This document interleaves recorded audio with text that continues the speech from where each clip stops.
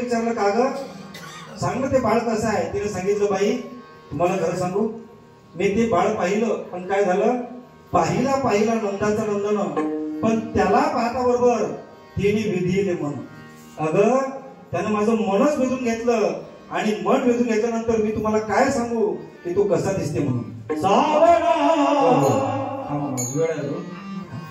कसा दिसते मी तुम्हाला सांगू शकत नाही.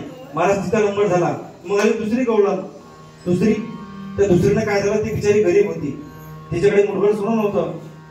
तिनं काय केलं महाराज एक 10 रुपयाची फाटकी नोट घेतली. बघा बरं भगवान परमात्म्याला तुम्ही श्रीमंतच पाहिजे असं नाही महाराज. पत्रम पुष्पम फलम तुमच्याकडे जे असेल ते त्या भगवान परमात्म्याला अर्पण करा तो तुम्हाला त्याचं प्रेम दिल्याशिवाय राहत नाही. त्या दुसऱ्या गडूने काय केलं 10 रुपयाची नोट घेतली आतमध्ये गेली त्या बाळाला पाहिलं ते 10 रुपयाची नोट ओवाळून टाकली बाहेर आली आणि बाहेर आल्यानंतर बाकीच्या गडूने तिला विचारलं का ग त्या पहिलीला सांगता आलं नाही कारण तिचं मन बिधून गेलेलं होतं. तू तर बाळाला पाहिलं ना सांग ते बाळ कसं आहे. ते म्हणते बाई तुम्हाला खरं सांगू अगं त्याचा बाप गोरा आहे त्याची माई गोरी आहे पण हे पा ते बाळ आहे की नाही फार सावड्या आहे काळ्या कलरचं आहे काळ्याचं.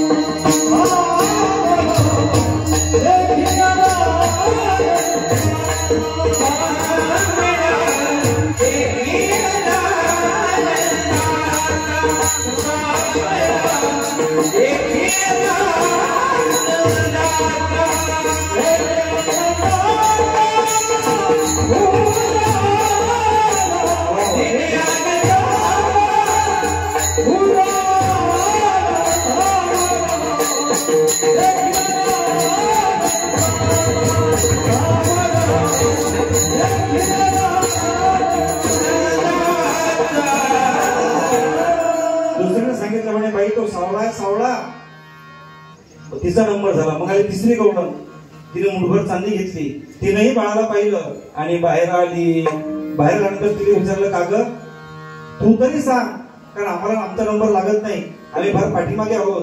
तिने सांगितलं अगं मी त्या बाळाला पाहिलं पण पाहता बरोबर काय झालं मी माझी याती कुळ धर्म सर्व विसरून गेले.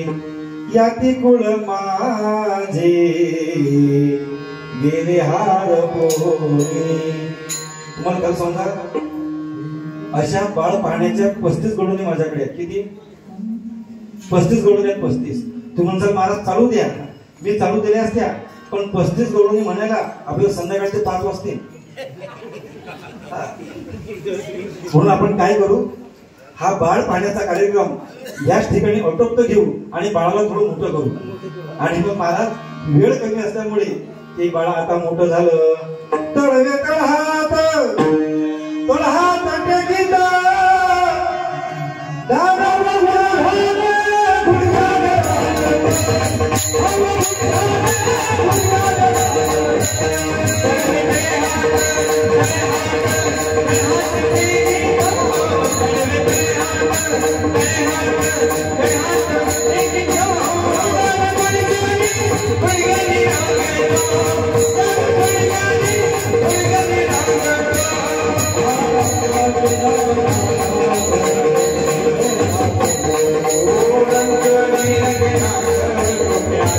Oh,